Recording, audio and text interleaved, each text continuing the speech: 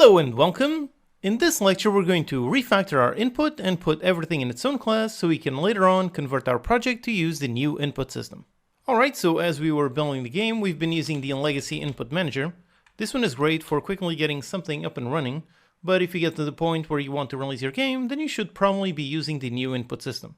It's more complex than the very simple input manager, but it's also much more feature rich and it's not that complicated, so let's handle the conversion now.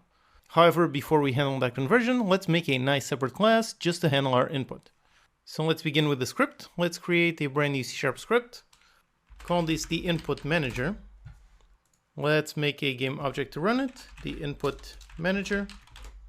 Let's attach the script, reset transform, and open. Okay, so here let's refactor all of the input code that we have so far. We want to make sure that the only connection with a specific input system is handled through this class. So let's find all the places where we're using the input. So one of those is on the mouse world that we created all the way in the beginning of the course. So over here we've got a function to get position and we use the input in order to get the mouse position. Now over here we can also use a super useful feature from Visual Studio. So we can right click on top of input, so place the cursor there, right click. And now let's get to here, find all references. And when you do, yep, over here on the left side you can see all of the references in all of the various files. So our goal is pretty much to remove all of these and put them all only on the input manager. So let's begin with this one that we see here. So for the mouse position, so this is the mouse screen position.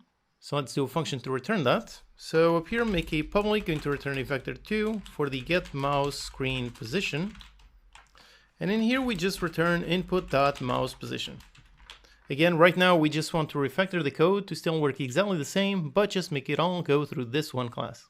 Okay, so we have this. Now, in order to access this from the mouse world, we could add a reference here, but let's make it the singleton pattern, just like we've used so many times. So let's go into the unit action system over here, and let's copy the code just like we've done so many times. So let's copy, first of all, the instance, and then over here, the awake logic. So go up here, paste it, and let's just change the type. So this is the type, all right. So we have the static instance, and now on the mouse world script over here, instead of accessing directly the input, let's go to the input manager, the instance, and let's get the mouse screen position. All right, so this is still working exactly the same, but now it's going through that nice class. Now all we have to do is really just swap out all of these other ones. So for example, on the unit action system, let's change these. So over here, we also got one using the input.mouse position. So let's do the same thing, the input manager instance, get the mouse screen position, okay. Then over here, we have a bunch of references to get the mouse button down. So on the input manager, let's make a function to that. So public bool, call it is mouse button down, and just return the same thing. So return input.get mouse button down on the left mouse button. So then over here, let's swap this out. Input manager instance is mouse button down. Okay, so we have this one, and on this script, we've got another reference. So all the way up here on the handle selected action, let's do that. Okay, so all of the references on this script on the unit action system. So this one has been replaced, this one down here also replaced, and that one also replaced. Okay, great.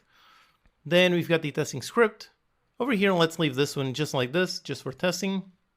So next up, the mouse world, we already swapped this. So the final thing is just on the camera controller. So over here, we've got movement, rotation, and zoom. So let's replace all of these. We're using WSAD in order to move. So let's make that function on the input manager, a public, return a vector2. Let's call this the get camera move vector. And over here, let's just copy the code. So let's go into the camera controller to get the input move there. So let's copy all of this on the input manager. Let's paste it. So we get the input move there. We test for the key code and we call it the final one, and then we return it. However, here also one thing, how we handled movement was with a vector3. So we handled the X and Z over here instead of on the other side. Now for input, usually you're going to be working with XY, so we should really refactor this and only make the change with the Z on the other side. So on the input manager, let's change this to a vector2. Let's initialize the vector2 with 0, 0. Then over here, instead of modifying the Z, let's modify just the Y. Okay, so that's it, that's all it takes. Now on the camera controller, over here for the input move there, let's change this to a vector2, go into the input manager, and let's get the camera move vector. Then we can get rid of all of this, all right? So we've got this, now we just need to make sure over here, when we're using the input move there.z, now it's just Y. So the logic is still the same. We're just using a vector 2 instead of vector 3. Okay, so that's the basic WASD movement. Then down here we have the rotation. So this one is really just a value. We just want +1 or -1. So on the input manager, let's make that. Let's make public. We're going to return just a float. Call this the get camera rotate amount. And over here we just define a float for the rotate amount. And we define it as 0. Then at the end we just return it. And over here in the middle, let's test if input.getKey, test for the keycode.q, and then also test for the keycode.e. So let's see how we handle it on the camera controller. So if we got Q, we've got +1, and on E we have -1. So over here on Q, let's put the rotate amount to +1, and on here, rotate amount equals -1f. Also, instead of using a rotate amount variable, over here you could just return directly, but still, either way works. Okay, so we have this function. Now on the camera controller, we've got the rotation vector, so we just need to apply the amount over on the Y. So let's take the rotation vector.y, go into the input manager, and let's get the camera rotate amount, and get rid of all this input. Alright, so the final thing is just down here on the zoom. Once again, for this one is going to work pretty much the same as the rotation, so we just have a value, either negative or positive. So let's do that on the input manager. Let's make it a public float, call it get camera zoom amount. And let's see how we're doing it on the camera controller. So let's copy this code, testing for the mouse scroll delta. So a float for the zoom amount, start off at 0, then at the end we return this. Alright, so now here in the middle, for this one we do a negative, so zoom amount equals -1f, and for this one we want a positive, so zoom amount equals +1f. Okay, so that's it. And on the camera controller, instead of doing all this, we want to modify the target follow offset. So let's put the target follow offset.y, and let's add to it the input manager instance get the camera zoom amount.